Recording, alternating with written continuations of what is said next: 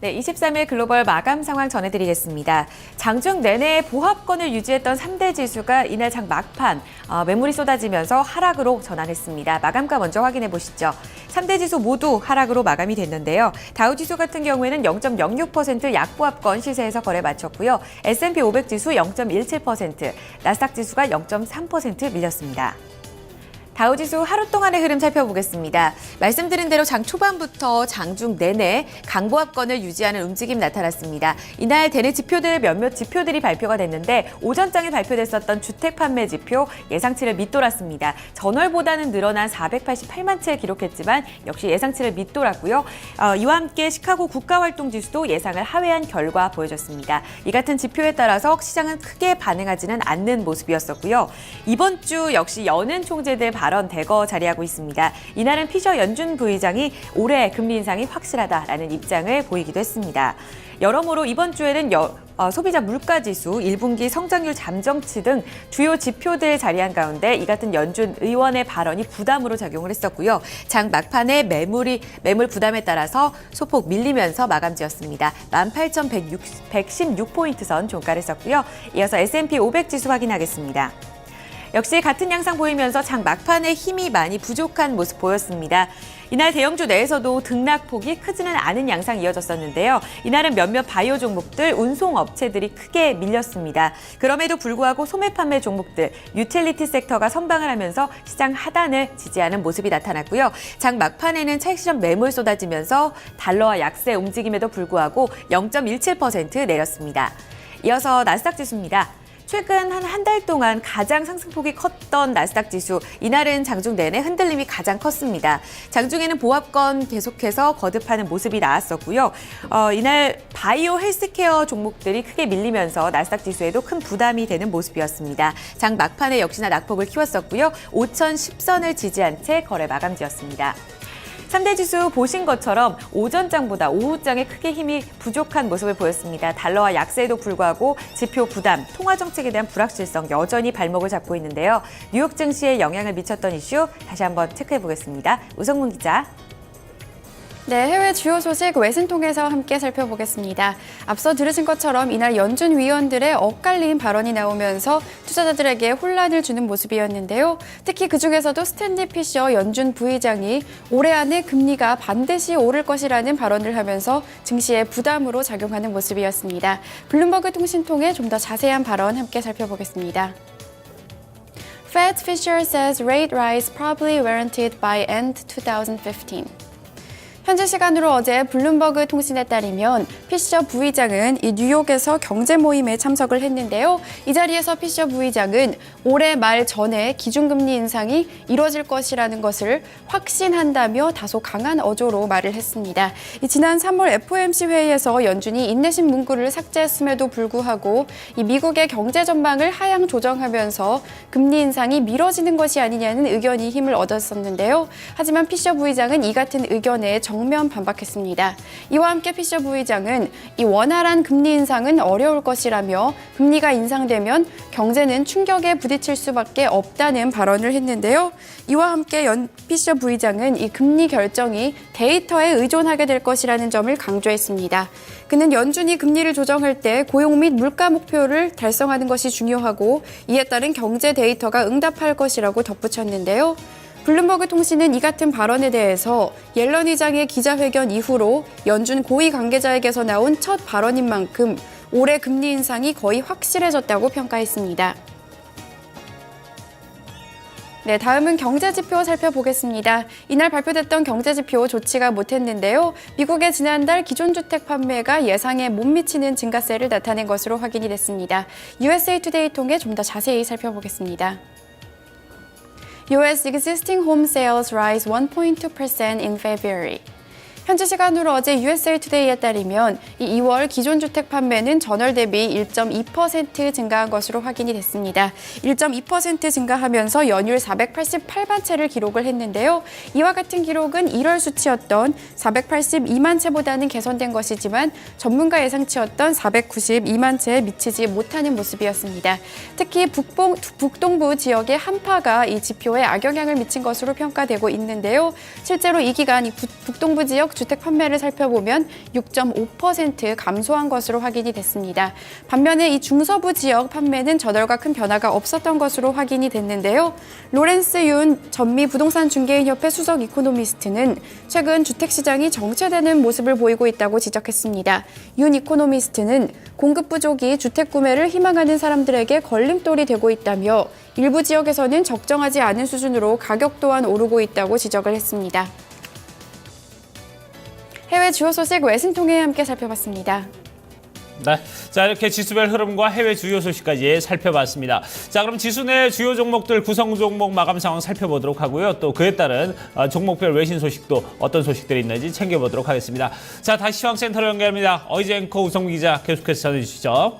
네, 30개의 다우지수 내에 있는 구성 종목 흐름부터 살펴보면요. 12개 종목 올랐고 18개 종목이 장 막판에 낙폭을 키우는 양상 나타났습니다. 홈디포가 가장 크게 내렸었고요. 이 홈디포를 포함한 보잉, 쉐브론 텍사코, JP 모건 체이스, 나이키 등 18개 종목 부진했습니다. 반면에 화이자를 포함한 제약주 좋았었고요. 맥도날드 포함한 소매 판매 종목, 통신, 화학주가 선방했습니다. 하락률 상위 종목 보겠습니다. 이날 홈디포가 가장 큰 폭의 낙폭을 기록했습니다. 이날 주택 지표가 좋지가 못했었는데요. 홈디포를 포함한 퓰투그룹, 레나그룹, 그리고 톨브라더스 등 모두 1% 이상의 건축주들 부진한 양상이 이어졌습니다. 미국의 항공 제조업체인 보잉도 이날 1% 이상의 낙폭을 기록했었고요. 쉐브론 텍사코가 이날 국제 유가 반등, 이틀째 상승에도 불구하고 1% 낙폭을 키우는 모습 나타났습니다. 다우지수 내에 있는 에너지 섹터들 등락이 엇갈렸는데요. 상승 쪽 확인해 보시면요. 쉐브론 텍사코가 1% 크게 밀렸지만 엑손모빌 같은 경우에는 이날 1.05% 선방한 움직임이 나타났습니다. 증권사에서는 엑손모빌 주가가 과도하게 밀렸다라는 입장을 보이면서 이날 엑손모빌의 투자 심리 긍정적으로 작용한 바 있었고요. 다우지수 내에서 화이자가 가장 큰 폭의 상승률을 보였습니다. 2.34% 올랐는데 증권사 호평이 역시나 호재로 반영됐습니다. 증권사의 강력 매수 추천 리스트에 오르면서 투자 심리 긍정적으로 반영됐습니다. 애플이 다우지수 편입된 지 3거래일 만에 이날은 0.57% 상승권에서 거래 마쳤습니다. S&P 500 섹터의 업종별 흐름 살펴보겠습니다. 전반적으로 분위기가 좋지는 못했습니다. 하지만 소매 판매 업종 그리고 유틸리티 섹터가 이날 크게 선방하는 모습을 보였었고요. 자본재와 기술주가 보합권 등락, 가장 크게 밀렸던 쪽이 운송업체 포함한 산업재였습니다. 에너지와 금융, 헬스까지 모두 낙폭을 키우는 양상 이어졌습니다. 특징주 확인해 보시죠. 미국의 바이오 헬스케어 기업인 길리어드 사이언스 이날 좋지 못한 소식이 이어졌습니다. C형 간염 치료제에 대한 어떤 폭발적인 관심이 컸었는데요. 복용한 환자가 비정상적으로 심장 박동수가 좀 느려지고 있다는 소식이 나왔습니다. 길리어드 사이언스 쪽에서도 이날 몇몇 환자를 케이스로 한 리포트를 발간하기도 했었는데요. 이날 추가적으로 투자 심리가 급격하게 얼어붙으면서 2%까지 낙폭을 키우는 모습 나타났고요. 100달러 선은 지지하면서 거래 마쳤습니다. 이어서 이날 증권사 평가에 따라서 주가 등락이 엇갈렸던 몇몇 종목들 많았었는데요. 그 가운데서 스테이플즈 같은 경우에는 UBS 증권사 매수 추천 받으면서 상승권을 지켜냈습니다. 얼마 전에 오피스 디포 인수 소식을 또 전해드리기도 했었는데 UBS 쪽에서도 이 같은 M&A에 대한 기대감 긍정적으로 반영한 것으로 나타났습니다. 3.45% 상승권 고점 부근에서 거래를 마쳤습니다. 보신 것처럼 이날 몇몇 개별적인 재료에 따라서 움직인 종목들이 많았습니다. 특징적인 종목들 다시 한번 확인해 보시죠. 우성문 기자. 네, 종목 주요 소식 외신 통해 함께 살펴보겠습니다. 앞서 들으신 것처럼 사무용품 업체인 스테이플즈의 주가가 크게 올랐습니다. 증권사 UBS의 투자 의견 상향 조정 때문이었는데요. 월스트리트 조사를 통해 좀 더 자세히 함께 살펴보겠습니다. UBS thinks Staples can close Office Depot deal. 네, UBS는 스테이플즈가 이 오피스 디포 딜을 성사시킬 수 있을 것이라고 생각한다라는 제목의 기사인데요. 이 기사에서 UBS는 스테이플즈의 투자 의견을 매수로 상향 조정했습니다.